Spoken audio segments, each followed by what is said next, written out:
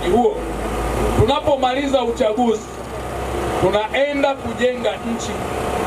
Hakuna nchi duniani ambayo inamaliza uchaguzi inabaki na uchaguzi kampeni kila siku. Hakuna nchi duniani ambayo inaamini kwamba itapata maendeleo kupitia maandamano. Tuliyazuia maandamano kwa sababu tulikuja kugundua watu wanatumia mgongo wa nyuma. Wakati huo wanatangaza amani, upande wa pili wameshika upanga. Tuligundua hizo mbinu chafu. Taifa letu lilipata hasara, ndugu zangu. Oktoba 29 ilikuwa ni siku ya uchaguzi. Ulaya wanajua, Marekani, bara la Marekani wanajua, bara la Asia wanajua, yote mpaka Atlantic wanajua, na Afrika nzima inajua tarehe 29 Oktoba ilikuwa siku ya uchaguzi ya Jamhuri ya Muungano wa Tanzania. Utaratibu wa kisheria wa maandamano inahitaji, ikiwa ni chama cha wakulima, chama cha wafugaji, au ni taasisi, labda ni kanisa au ni msikiti, mna maandamano ya maulidi au maandamano ya kanisa au maandamano ya chama cha wafugaji au ya wafanyakazi, unatoa taarifa polisi kwa barua, na barua hiyo unaiandika, sisi chama cha ushirika, au sisi chama cha wafugaji, sisi chama cha wakulima, tunakusudia kuandamana tarehe fulani kutoka eneo la Tunduma mjini au boda posti mpaka kwenye soko la Machinga. Siku hiyo kiongozi wa maandamano atakuwa Katambi, na Katambi atakuwa na wanachama wake wa chama cha ushirika kutoka eneo lile kwenda mpaka pale. Kwa taarifa hii tunaomba jeshi la polisi mpate taarifa hiyo na mtuwekee utaratibu wa kutuwezesha shughuli yetu iweze kufanikiwa. Hayo ndio maandamano yanayofuata sheria. Na maandamano hayo utaeleza unaenda na wakina nani. Maandamano hayo utaeleza saa utakayoandamana. Maandamano hayo utamsema kiongozi. Maandamano hayo utaeleza sababu za kuandamana. Ndio sheria yetu nchini inayotaka, inayotokana na katiba ya Jamhuri ya Muungano wa Tanzania na Police Force Auxiliary Service. Sasa yaliyofanyika Oktoba 29, mimi nilizungumza na mabalozi wengi sana nilipoteuliwa tu kuwa waziri wa mambo ya ndani. Wakaja kufanya mazungumzo, kila anayekuja ananihoji kuhusu maandamano. Na kwa bahati nzuri mabalozi waliokuja nchi zao mimi nimewahi kuwepo nikiwa bado kijana mdogo. Kwa bara la Marekani na bara la Ulaya nimewahi kuwepo, hata Asia nimeenda. Nikawauliza swali dogo kwamba ni nchi gani, ukizingatia we balozi, nchi ambayo unatoka niliwahi kuwepo wakati wa uchaguzi, nikamtajia tarehe, nikampa na ushahidi. Lini katika nchi kunapokuwa na uchaguzi maandamano yanaruhusiwa? Katika nchi gani ambayo maandamano yanaruhusiwa hayana taarifa? Nchi gani inayoruhusu maandamano ya watu waandamanaji wanabeba silaha, mawe, marungu, mapanga, silaha kali za moto? Nchi gani inayoruhusu maandamano yakaelekea kwenye biashara za wamachinga? Nchi gani inaruhusu maandamano wanaelekea kwenye baa za watu wanachukua pombe wanakunywa? Maandamano gani, nchi gani inaruhusu maandamano watu waende wakavamie eneo la sheli wachome moto? Maandamano nchi gani imewahi kuruhusu duniani inaenda kuchoma sheli za watu? Maandamano gani duniani yameruhusu yanaenda kuchoma vituo vya polisi? Maandamano yapi yamewahi kuruhusiwa duniani yanaenda kuchoma shule?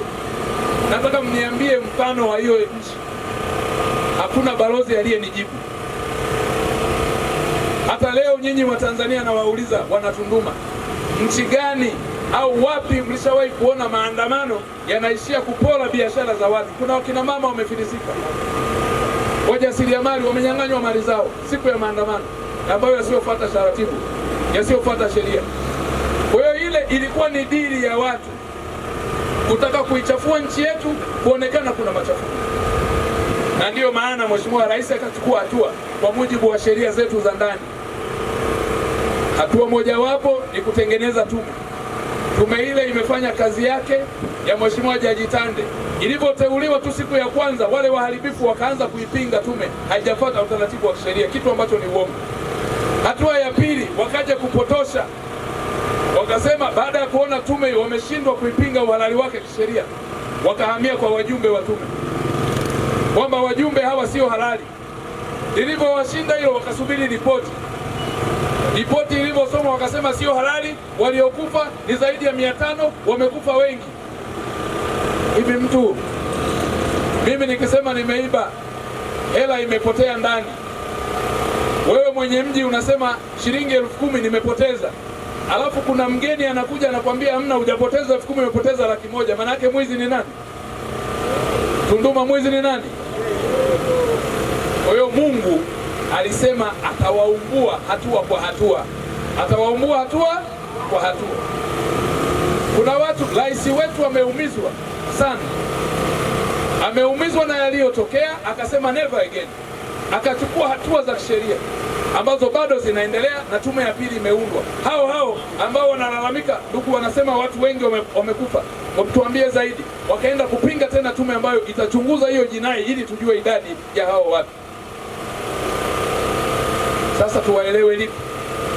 Ni popo au ni ndege? Tuelewe lipi? Hao ambao wamekuwa wakihamasisha, juzi mmesikia baada ya Oktoba 29 wakaanza kuhamasisha maandamano tarehe 9 Disemba. 9 Disemba ikashindikana, wakasema watafanya tarehe 1 Januari 2026, ikashindikana.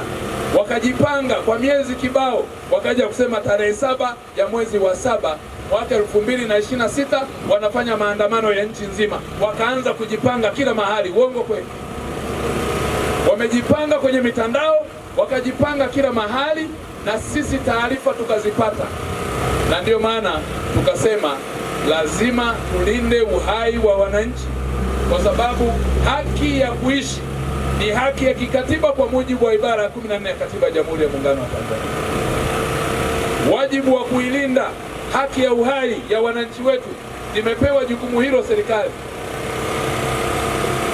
Haki ya kumiliki mali yoyote kwa mtu, mwananchi yoyote, ipo kwa mujibu wa ibara ya 24 ya Katiba ya Jamhuri ya Muungano wa Tanzania.